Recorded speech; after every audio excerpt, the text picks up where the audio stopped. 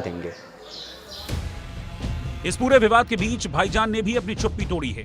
उनसे जब घड़ी पर जारी विवाद के बारे में पूछा गया तो उन्होंने किसी भी कंट्रोवर्सी से हाथ जोड़ दिए।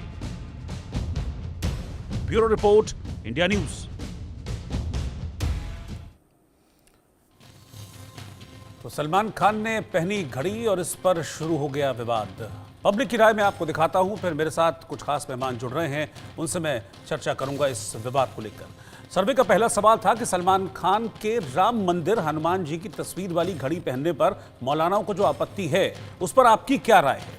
19% लोगों ने कहा कि आपत्ति सही है, लेकिन 31% लोग ये भी कह रहे हैं कि ये आपत्ति बिल्कुल गलत है। 46% लोगों ने कहा कि ये वजह ही नहीं है, बेवजह का विवाद है और बेवजह का विवाद इस पर खड़ा किया जा रहा है।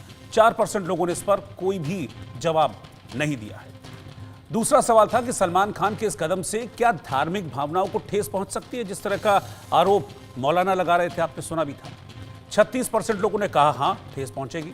61% लोगों ने, मेजॉरिटी पीपल ये कह रहे हैं किसी भी तरह की कोई ठेस नहीं पहुंचेगी, व्यक्तिगत मामला है, सलमान खान को जो पसंद था पहन लिया उन्होंने। 3% लोगों ने इस पर किसी भी तरह का कोई रिएक्शन नहीं दिया। मैं अपना पैनल यहां पर ओपन करता हूं और फिर इस चर्चा की शुरुआत करूंगा। पहले इंट्रोड्यूस कर दूं कि इस वक्त मेरे साथ हैं कौन कौन। स्वामी शैलेशानंद गिरी जी हैं, महामंडलेश्वर हैं, वो इस वक्त साथ में हैं। इलियास शराफुद्दीन साहब इस्लामिक स्कॉलर हैं। मानवी तनेजा जी एक्ट्रेस और मॉडल हैं, वो भी इस वक्त साथ में हैं। और फिरोज अहमद बख्त साहब पूर्व चांसलर हैं मौलाना आज़ाद यूनिवर्सिटी के। आप चारों का बहुत बहुत स्वागत मैं कर रहा हूं। लेकिन सबसे पहले इलियास शराफुद्दीन साहब, मैं आपके पास आ रहा हूं। ये जो आपत्ति है सलमान खान के घड़ी पहनने को लेकर, भाई सलमान खान हैं, अब वो घड़ी पहन रहे हैं, तो इससे किसी को क्या समस्या है? इसमें कहां से धर्म और कहां सारी चीजें खींचकर इस इशू को इतना बड़ा बना दिया और ये कह दिया कि तो इस्लाम में हराम है?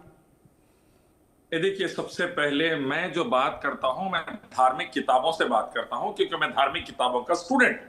मैं वेदा, गीता, कुरान, हदीस, बाइबल, गुरु ग्रंथ, वेद अवेस्ता, ललिता विस्तारा, महावास्तु, अभिधम्मा, इन धार्मिक किताबों को पढ़ के लोगों को समझाता हूं। सब धार्मिक किताबों में सबका मालिक रब ईश्वर एक है और मूर्ति पूजा, जानवर पूजा, पत्थर पूजा से मना किया गया है, रोका गया है। न तस्य प्रतिमा अस्ति, न कस्य कसित जनिता न कडिपा, लैसा कमिस्ली शैइन, इन्न शिर्क लजुल्मुन अज़ीम।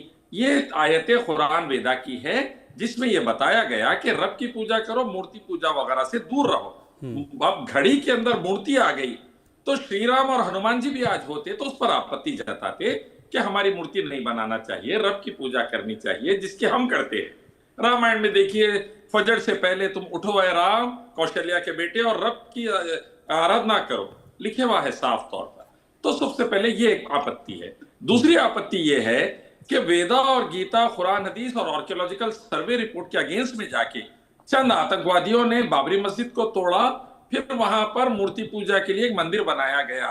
ये भारत के संविधान के, धार्मिक किताबों के, सनातन धार्मिक किताबों के, इस्लाम के धार्मिक किताबों के खिलाफ काम किया, जिसकी वजह से भारत 100 करोड़ से ज्यादा भिखारियों का देश बन गया। सुनिए, एक मिनट शराफुद्दीन, एक मिनट इलियास शराफुद्दीन, थोड़ा सा नाम में जो शराफत है ना, वो शराफत थोड़ी बरतिए। अरे भाई, वेदा है ना, वो शराफत पता नहीं कहां की बात आप कर रहे हैं। थोड़ी सी अपने नाम की इज्जत रखिए, ठीक है? आपको मंच दिया है, ये नहीं कि कुछ भी बोलने के लिए। और सुनिए, वहां जहां राम मंदिर बनाए ना, वो कोर्ट के आदेश से बनाए, वो कोर्ट के आदेश से बनाए, उसमें आप कुछ नहीं है, समझे आप? एक रब की जो श्री राम पूजा करते थे, अभी मैं सुन रहा था उन मौलाना को, वो कह रहे हैं सबसे पहले मुसलमान, ठीक है? अरे भाई, सबसे पहले इंसान जो ये सीख देता है, सबसे पहले मुसलमान, वो खुद समझ ले पहले कि सबसे पहले इंसान। क्या सुनूं मैं आपकी बात? मासूमों को लिंचिंग में मार रहे हैं, श्री राम नमाज पढ़ते थे, वैसा नमाज पढ़ने नहीं दे, कुछ भी श्री कृष्ण नमाज पढ़ते थे, मतलब आप लोग, हद हो गई, आप लोग अपनी बात को सही साबित करने के लिए कुछ भी के अंदर है, अष्टांग करो। आप कह रहे हैं कि इस्लाम में मूर्ति पूजा हराम है। इतने फिल्म एक्टर एक्ट्रेसेस जो हैं काशी में जाते हैं दर्शन करने, उज्जैन में महाकालेश्वर के आगे शीश नवाते हैं, वैष्णो देवी दर्शन करने जाते हैं, हाँ? तो फिर वो सब हराम है आपकी नजर में? वेदा, गीता, कुरान, हदीस के खिलाफ आपकी नजर में सब हराम है? इसका मतलब आप किसी दूसरे धर्म की इज्जत करना जानते ही नहीं है। आप किसी दूसरे धर्म की इज्जत करना जानते हैं? मुझे नहीं लगता। और इस हटा लीजिए अपने नाम के आगे से स्कॉलर वाली बातें कर नहीं रहे हैं आप। पैसा काट ले रही, अदानी अंबानी के कोई स्कॉलर वाली बात आप नहीं कर रहे हैं। इंसान नहीं है आप लोग। बड़ी आप जब मनोरोगी क्यों ले आते हो आप लोग ऐसे लोगों को?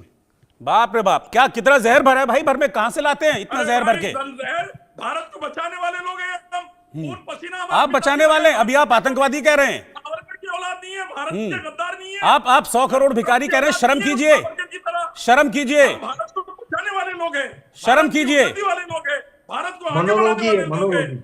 आर्मी नायक के बेटे हैं हम, सावरकर की तरह गद्दार नहीं, सावरकर की औलादों की तरह गद्दार शर्म नहीं आ रही होगी आपको सब बोलते हुए बिल्कुल भी?